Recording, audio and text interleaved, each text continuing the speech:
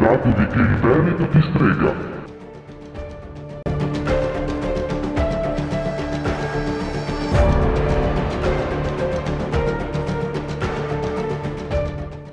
Ezzelino III da Romano, condottiero, signore della Marca Trevigiana, denominato dalla Chiesa figlio del diavolo per le innumerevoli efferatezze perpetrate nel Medioevo.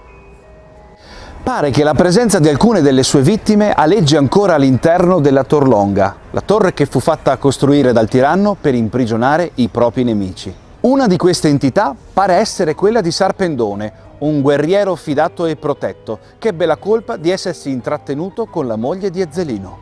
Venne imprigionato, evirato e lasciato morire dissanguato e di stenti.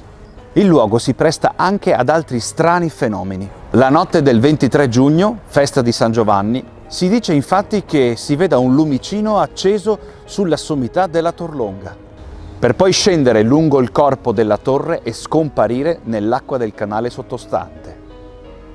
Pare che si odano spesso delle urla e dei lamenti, forse quelle dei tanti prigionieri che rivendicano così la loro libertà. Ma tutto ciò potrebbe essere il manifestarsi delle presenze di queste anime in pena?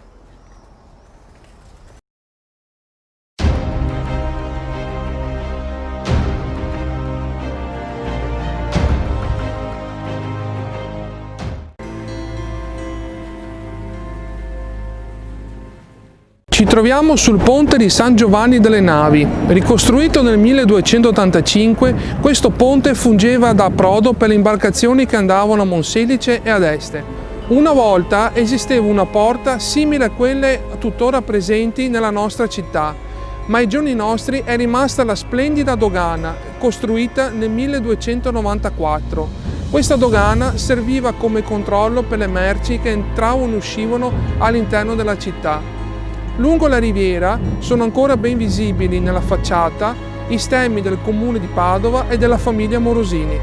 Ma noi non siamo qui per raccontarvi della storia del posto, ma bensì di un fatto di cronaca successo nel 1240. Ezzelino III da Romano, vicario dell'imperatore Federico II di Svevia, incontra Jacopo da Carrara. Da questo momento nasce una furibonda lite, dove il da Carrara ha avuto l'ardire di schiaffeggiare il vicario dell'imperatore. Ezzelino III da Romano esiliò immediatamente il da Carrara, da cui radunò il suo esercito e partì alla volta di Agna, dove mise a ferro e fuoco il paese, catturando e incatenando il da Carrara. Fece ritorno a Padova e da qui, al Ponte delle Navi, lo decapitò. Le spoglie di Jacopo da Carrara riposano nella chiesetta di San Giovanni delle Navi, nel luogo della sua tragica fine.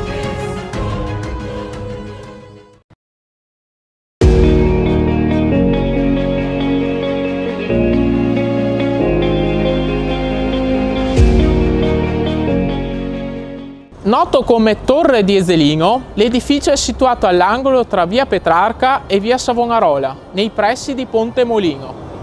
Nel periodo storico basso medievale, numerosissime erano le torri a svettare sulle più importanti città.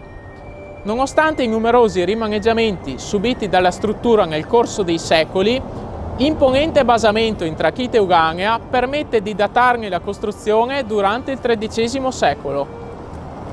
Numerose sarebbero le fonti storiche a legare indissolubilmente la torre alla leggendaria figura di Ezzelino III da Romano. Importante accenno a questa lunga tradizione storiografica è rappresentato dalla targa murata tra i filari degli laterizi da Piercarlo Leoni, al centro del prospetto est, la quale recita «Mesto avanzo di nefanda tirannide Ezzelino eresse». Proprio da Porta Molino, infatti, durante l'anno 1237, con la complicità degli abitanti del borgo, Ezzelino III da Romano sarebbe entrato nella città di Padova. Successivamente affidò la gestione del borgo al suo fedele collaboratore Guido da Malo. Nel borgo di Porta Molino, infatti, si svolgeva una delle più importanti vicinie della città, ovvero le assemblee popolari dell'epoca.